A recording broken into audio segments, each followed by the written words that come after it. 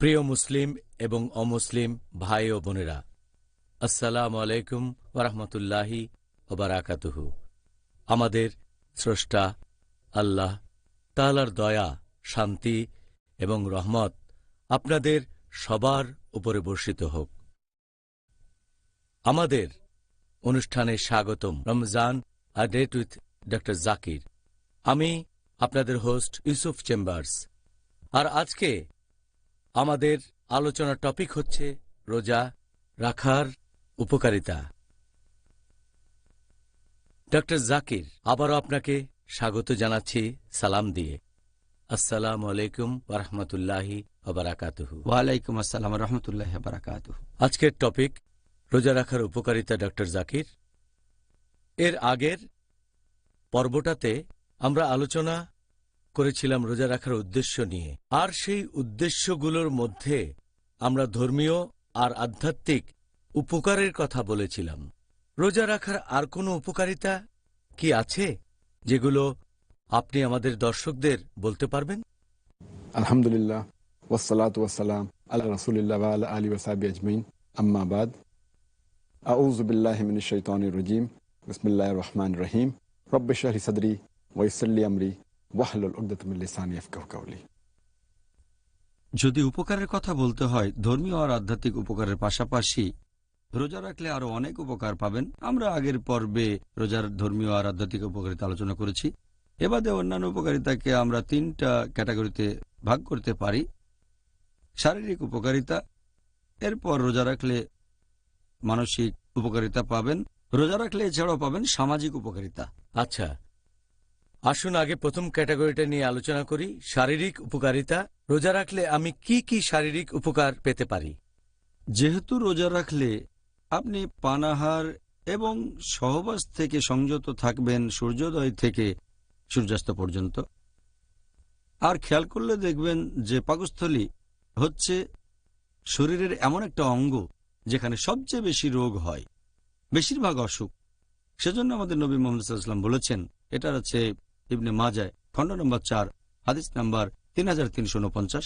আমাদের প্রিয় নবী বলেছেন যে একজন আদম সন্তান তার পাকস্থলীতে যত খারাপ জিনিস রাখতে পারে ততটা শরীরের অন্য অংশে রাখতে পারে না। একজন মানুষ সামান্য কিছু খাবার খেলেই কর্মক্ষম থাকতে পারে। এই পাকস্থলীতে কি কি থাকতে পারে সেটাকে তিন ভাগে ভাগ করা যায়। 1/3 খাবারের জন্য, 1/3 হচ্ছে পানির জন্য, বাকি 1/3 নিঃশ্বাসের জন্য। এখানে বাতাস থাকবে। আমাদের শরীরের বেশিরভাগ রোগের উৎপত্তি হয়ে থাকে পাকস্থলীতে, কারণ এখানে অনেক ব্যাকটেরিয়া থাকে। আর আমরা যে খাবার খাই সেটা পাকস্থলীতে যায়, সেখান থেকে খাবার হজম হওয়ার পরে বিভিন্ন অন্ত্রে চলে যায়, খাদ্যের উপাদানগুলো রক্তে চলে যায়, তারপর সেখান থেকে পুরো শরীরে ছড়িয়ে পড়ে। আর আমাদের পাকস্থলী জন্ম থেকে মৃত্যু পর্যন্ত কাজ করে যায়, এটা কখনো কোনো বিশ্রাম পায় না।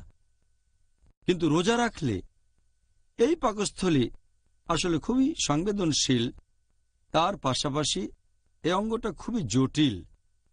সংবেদনশীল পাশাপাশি খুবই গুরুত্বপূর্ণ, এটা সারাদিন ধরে কাজ করতে থাকে।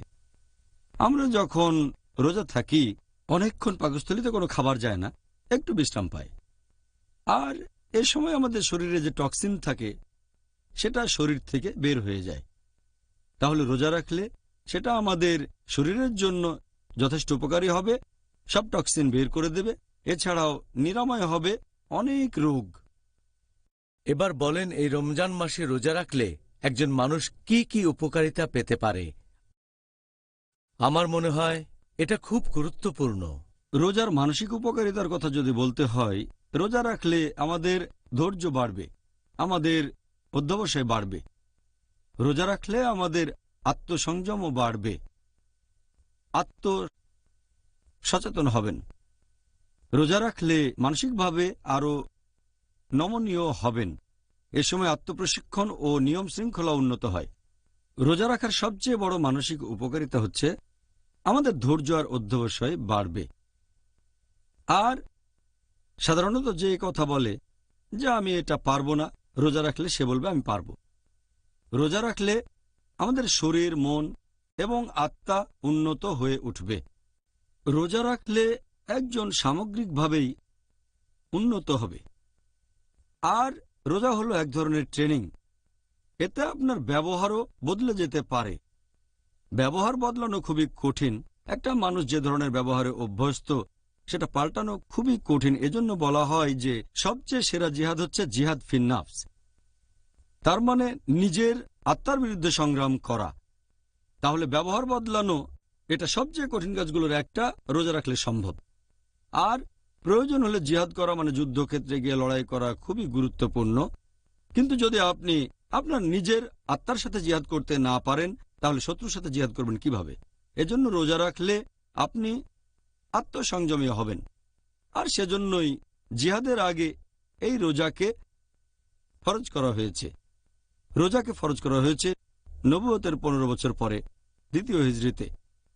এর পরের বছরে জিহাদকে ফরজ ঘোষণা করা হয়। তাহলে আল্লাহ সুবহানাহু ওয়া তাআলা প্রথমে মুসলিমদের মানসিকভাবে প্রস্তুত করেছেন রোজা পালনের মাধ্যমে। তারপরে কিতালকে ফরজ করা হয়েছে, আগে ছিল মানসিক প্রস্তুতি। আর সাধারণত একজন মানুষ দিনে 3 বার খাওয়া দাওয়া করে থাকে, সপ্তাহে 21 বার খাওয়া দাওয়া। এই অভ্যেসটা বদলে যায় রোজার সময়। এই অভ্যেসটা বদলে দিনে 2 বার হয়। একটা হচ্ছে সন্ধ্যা শেষ হলে বা রাতের প্রথমে, আর অন্যটা ভোর হওয়ার আগে। পুরো নিয়মটাই বদলে যায়। আর এটাই আমাদের এই মানসিক প্রশিক্ষণে অনেকভাবে উপকার করে। এখনকার মনোবিজ্ঞানীরা বলেন যদি ক্ষুধা নিয়ন্ত্রণ করতে পারেন প্রায় সবগুলো আকাঙ্ক্ষাকে নিয়ন্ত্রণ করতে পারবেন। আসলে মানসিক উপকারিতার ব্যাপারে আমার নিজেরও একটা অভিজ্ঞতা আছে, সেটা বলছি। আমি জীবনে প্রথমবার রমজানের অর্ধেক রোজা রেখেছিলাম। এটাই আমার মনটাকে পুরোপুরি বদলে দিয়েছে। রোজার কারণেই পরবর্তীতে শাহাদা দিয়েছি, তাই বলবো আলহামদুলিল্লাহ। আর সেক্ষেত্রে বলেছিলাম যে মানসিক ব্যাপারগুলো খুব গুরুত্বপূর্ণ। আপনার কাছে পরের প্রশ্ন, এটা হচ্ছে রোজা রাখার সামাজিক উপকারিতার প্রসঙ্গ নিয়ে। এখন আপনি কি রোজা রাখার উপকারিতা সম্পর্কে কিছু বলবেন? রোজার সামাজিক উপকারিতার কথা যদি বলতে হয়, রোজা রাখলে আপনি বুঝতে পারবেন যে যারা গরিব তারা কেমন আছে। তারা খেতে পায় না, কোনো আশ্রয় নেই। আর রোজা রাখলে আমরা বুঝতে পারি যে না খেয়ে থাকলে মানুষের কেমন লাগে। আমাদের মধ্যে অনেকেই আছে ধনী, যাদের খাওয়া দাওয়া করতে কোনো সমস্যা হয় না। রোজা থাকলে আমরা বুঝতে পারি যে একজন ক্ষুধার্ত মানুষের কেমন লাগে। এভাবে গরিব মানুষদের প্রতি আমাদের তখন সহানুভূতি বেড়ে যায়। আর এছাড়াও আমরা আল্লাহ তাআলার অসীম দয়াকে অনুভব করতে পারি। আল্লাহ সুবহানাহু ওয়া তাআলাকে আমরা কি ধন্যবাদ জানাই কখনো? এই যে আমাদের খাবার দিয়েছেন, তারপর পানি, অথবা একবার বাতাসের কথা চিন্তা করে দেখেন, নিঃশ্বাস নিচ্ছি, এজন্য কি আল্লাহকে ধন্যবাদ জানাই? আল্লাহ আমাদের এই যে খাবার আর পানি দিয়েছেন, ধনী লোকেরা হয়তো কখনোই এটা নিয়ে চিন্তা করে না, তবে রোজা রাখলে এটা বুঝতে পারে। এতে তারা গরিবদের প্রতি সহমর্মী হয়। এছাড়াও রোজার কারণে তারা মানুষের সাথে ভালো ব্যবহার করে, অন্য মানুষের সাথে অনেক কিছু শেয়ার করে, তারা অন্য মানুষের দোষ ক্ষমা করে দেয়। এভাবে রোজা রাখলে বিভিন্ন দিক থেকে উপকারিতা পাবেন। আর এছাড়াও আমাদের নবী মুহাম্মদ সাল্লাল্লাহু আলাইহি ওয়াসাল্লাম বলেছেন, এটার উল্লেখ আছে সহিহ আল জামিতে, খণ্ড নম্বর 1, হাদিস নম্বর 896। আমাদের নবী বলেছেন যে যদি তোমরা পৃথিবীর মানুষকে দয়া করো তাহলে যিনি আকাশে আছেন তিনি তোমাদের দয়া করবেন। তার মানে যদি মানুষের উপকার করেন আল্লাহ তাহলে আপনার উপর দয়া করবেন। তাহলে রোজা আমাদের একটা সুন্দর সমাজ গড়তে সাহায্য করে, পরোপকারী হতে সাহায্য করে, অন্যকে ভালোবাসতে সাহায্য করে, সচেতন হতে সাহায্য করে। এছাড়াও শুধুমাত্র গরিব লোকজনই নয়, সব মানুষের সাথে ভালো ব্যবহার করতে সাহায্য করে। পরিবারের সবার সাথে ভালো ব্যবহার করব, সমাজে সবার সাথে ভালো ব্যবহার করব। আর অনেক সময় আমরা এটা দেখি যে আমরা পরিবারকে বেশি সময় দেই না, বিশেষ করে পশ্চিমা বিশ্বে। রোজা রাখলে দিনে অন্তত 2 বার পরিবারের সাথে থাকবেন। আর আপনারা চেষ্টা করবেন রোজা রাখলে অন্তত সাহারিটা করবেন আপনারা পরিবারের সাথে, আর রোজা ভাঙার সময় পরিবারের সাথে ইফতার করবেন। এভাবে কমপক্ষে 2 বার পরিবারের সাথে সময় কাটাবেন। পরিবারের সবার সম্পর্ক জোরদার হবে, সবাই তখন একসাথে, বাবা মা সন্তান সবাই কাছাকাছি, বিশেষ করে পশ্চিমা বিশ্বে যেখানে এটা উপেক্ষিত। আমাদের এই সমাজের কথা যদি বলেন, এখানেও অনেক উপকারিতা আছে, অনেক সামাজিক উপকারিতা। আমরা অনেক সময় প্রতিবেশীর সাথে ইফতার করি, বন্ধু বান্ধবদের দাওয়াত দেই, প্রতিবেশীদের দাওয়াত দেই। আমাদের নবী মুহাম্মদ সাল্লাল্লাহু আলাইহি ওয়াসাল্লাম বলেছেন, এটা উল্লেখ করা হয়েছে সহিহ মুসলিমে, খণ্ড নম্বর 3, হাদিস নাম্বার 5379। নবী বলেছেন, তোমাকে কেউ নিমন্ত্রণ দিলে প্রত্যাখ্যান করো না। মানুষ রমজানে একে অন্যকে ইফতারের সময় নিমন্ত্রণ করে, এতে সমাজের বিভিন্ন স্তরের মানুষ একে অন্যের কাছাকাছি আসতে পারে, প্রতিবেশী, বন্ধু বান্ধব, সমাজের আরও অনেকে। আর রোজা হলো আত্মোন্নয়নের সবচেয়ে সেরা সময়, পাশাপাশি ইসলাহ এবং দাওয়ার শ্রেষ্ঠ সময়।